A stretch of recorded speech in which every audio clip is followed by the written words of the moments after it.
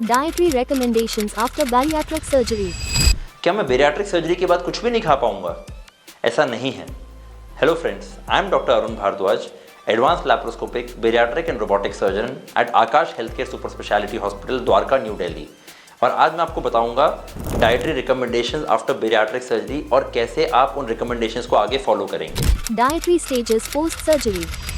Surgery के बाद आपको लिक्विड डाइट पे रखा जाता है। टू स्टार्ट विद आप पहले क्लियर लिक्विड डाइट पे होते हैं हफ्ते भर के लिए, फिर हम उसे फुल लिक्विड डाइट में कन्वर्ट करके फाइनली उसको प्यूरिड डाइट में करते हैं। तो mostly by the second third week आप प्यूरिड डाइट में होते हैं। प्यूरिड डाइट का मतलब होता है मैश डाइट, जैसे हम छोटे बच्चे को खिलाते हैं मिक्सी में ग्राइंड करके, उस तरीके से आपको प्यूरिड डाइट दी जाती है by the second third week. और उसके बाद हम फिर सॉफ्ट डाइट शुरू करते हैं और 4 से 6 हफ्ते बाद आप नॉर्मल डाइट पे आते हैं। तो डाइट की क्वांटिटी आपकी कम होगी, डाइट की कंसिस्टेंसी भी आपकी धीरे धीरे बढ़ाई जाएगी।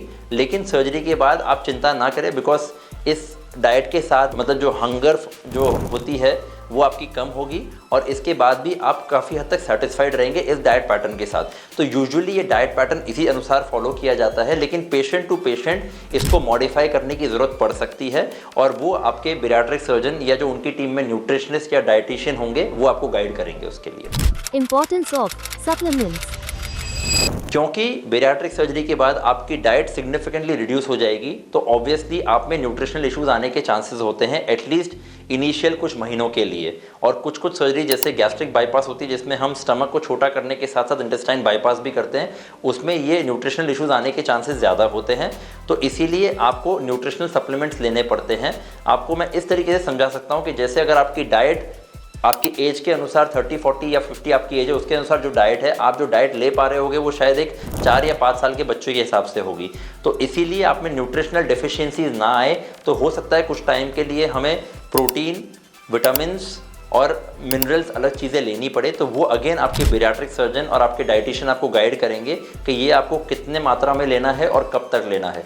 बिकॉज जो हम एम कर रहे हैं एक हेल्दी वेट लॉस एम कर रहे हैं। हम नहीं चाहते कि पेशेंट्स को मिनरल डेफिशिएंसीज हो, विटामिन डेफिशिएंसीज हो या फिर मसल वेस्टिंग शुरू हो जाए। मसल वेस्टिंग मतलब मांसपेशियों में कमजोरी आना शुरू हो, तो वो ना हो, इसलिए आपको प्रोटीन की मात्रा अच्छी रखनी पड़ती है। खासकर अगर आप वेजिटेरियन हैं और अगर आप नॉनवेज लेते हैं तो प्रोटीन का कंटेंट उसमें थोड़ा सा बेहतर होता है।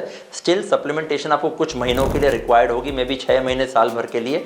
और विटामिन सप्लीमेंटेशन जो हैं वो आपको आपके बेरियाट्रिक सर्जन के अनुसार उसको आपको कंटिन्यू करना पड़ेगा। लेकिन still as compared to other medications जो आप ओबेसिटी से रिलेटेड ले रहे हो, this is still a less price to pay. Food to avoid.